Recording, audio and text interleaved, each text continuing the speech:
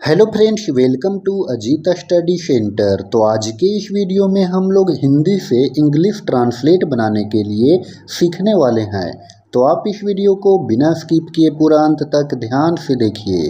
तो चलिए शुरू करते हैं आज के इस वीडियो को। तो इस वीडियो में हम इस तरह के वाक्य को हिंदी से इंग्लिश ट्रांसलेट बनाने के लिए सीखेंगे। जैसे कि देखिए, पहला है अब बस पढ़ते ही रहोगे क्या। दूसरा है अब बस लिखते ही रहोगे क्या। तीसरा है अब बस हंसते ही रहोगे क्या। तो इस तरह के जो वाक्य होते हैं उसको हिंदी से इंग्लिश ट्रांसलेट बनाने के लिए इस तरह का स्ट्रक्चर का प्रयोग किया जाता है। देखिए, स्ट्रक्चर है now will you keep plus V4 plus only plus question mark. यानी कि नाउ विल यू कीप लिख लेना है, उसके बाद वर्ब का चौथा रूप का प्रयोग करना है। यानी कि कोई भी वर्ब में जब हम लोग ing लगा देते हैं तो वो बन जाता है V4, और फिर उसके बाद लास्ट में ओनली लगा देना है और फिर क्वेश्चन मार्क लगाएंगे। ठीक है, चलिए समझते हैं एक एक करके। फर्स्ट में है अब बस पढ़ते ही रहोगे क्या। तो यहाँ से यहाँ तक लिख लेते हैं, यानी कि नाउ विल यू कीप, इसको लिख लेते हैं। तो यहाँ पर लिखेंगे नाउ विल यू कीप। ठीक है, उसके बाद यहाँ पर देखिए वर्ब है पढ़ना, यानी पढ़ना का इंग्लिश होता है रीड। और यहाँ पर क्या बोला गया स्ट्रक्चर में कि वर्ब का फोर्थ फॉर्म का प्रयोग करना है। तो वर्ब का फोर्थ फॉर्म कब बनेगा, जब वर्ब में लगा देंगे ing। ठीक है, तो ये हो गया रीडिंग, और फिर यहाँ पर लिखेंगे ओनली और फिर क्वेश्चन मार्क। तो इस तरह से अब बस पढ़ते ही रहोगे क्या, इसका इंग्लिश ट्रांसलेट बन गया now will you keep reading only.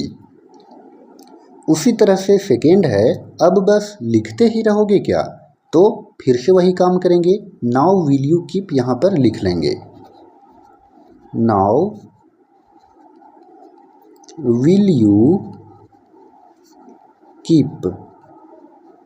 उसके बाद यहाँ पर देखिए वर्ब है लिखना, यानी लिखना का इंग्लिश होता है राइट, और यहाँ पर क्या लगा देंगे V4 में ing। तो ये हो गया राइटिंग, और उसके बाद ओनली और फिर क्वेश्चन मार्क। ठीक है, तो इस तरह से now will you keep writing only, अब बस लिखते ही रहोगे क्या। चलिए नेक्स्ट है अब बस हंसते ही रहोगे क्या। तो फिर से वही काम करेंगे, नाउ विल यू कीप। उसके बाद यहाँ पर देखिए वर्ब में है हंसना, तो हंसना का इंग्लिश होता है लाउफ। लाउफ, उसके बाद ing लगा देंगे तो ये हो जाएगा लाउफिंग, और फिर हम लगाएंगे ओनली और फिर क्वेश्चन मार्क। तो इस तरह से now will you keep laughing only, अब बस हंसते ही रहोगे क्या। नेक्स्ट है अब बस खेलते ही रहोगे क्या। तो फिर यहाँ पर हम लिखेंगे नाउ विल यू कीप। ठीक है, उसके बाद यहाँ पर देखिए वर्ब में है खेलना, तो खेलना का इंग्लिश हो जाएगा प्ले, और फिर लगा देंगे ing प्लेइंग, और फिर ओनली और क्वेश्चन मार्क। तो इस तरह से now will you keep playing only, अब बस खेलते ही रहोगे क्या।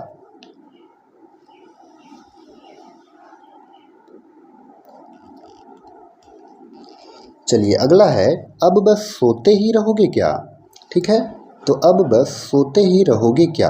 तो यहाँ पर फिर से हम लिखेंगे नाउ विल यू कीप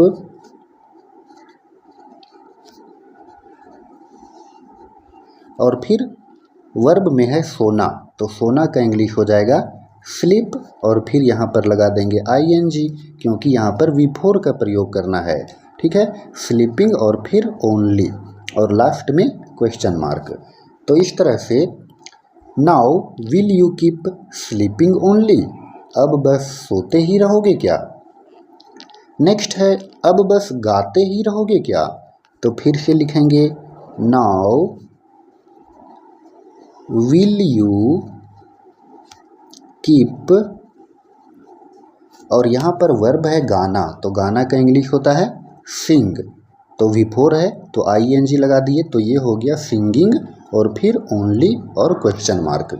तो इस तरह से now will you keep singing only. चलिए अगला है अब बस रोते ही रहोगे क्या।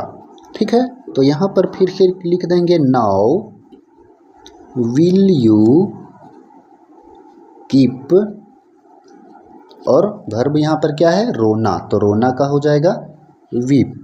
ठीक है, तो यहाँ पर ING लगा देंगे वीपिंग और फिर ओनली और क्वेश्चन मार्क। तो इस तरह से अब बस रोते ही रहोगे क्या, इसका इंग्लिश ट्रांसलेट बन जाएगा now will you keep weeping only. Next है 8 में अब बस नाचते ही रहोगे क्या, तो अब बस नाचते ही रहोगे क्या, इसका इंग्लिश ट्रांसलेट क्या बनेगा, इसका जवाब आप लोग कमेंट में दीजिए। जिसका भी जवाब सही होगा उसे मैं रिप्लाई करूँगा। तो फ्रेंड्स आई होप कि आपको ये स्पोकन इंग्लिश का ये ट्रांसलेशन बनाने के लिए आपको अच्छे से समझ में आया होगा। तो अगर आपको ये वीडियो पसंद आया हो तो आप इस वीडियो को लाइक करें और डेली इसी तरह का इंग्लिश सीखने के लिए इस चैनल को सब्सक्राइब जरूर करें। इस वीडियो को अपने दोस्तों के साथ शेयर जरूर करें। धन्यवाद।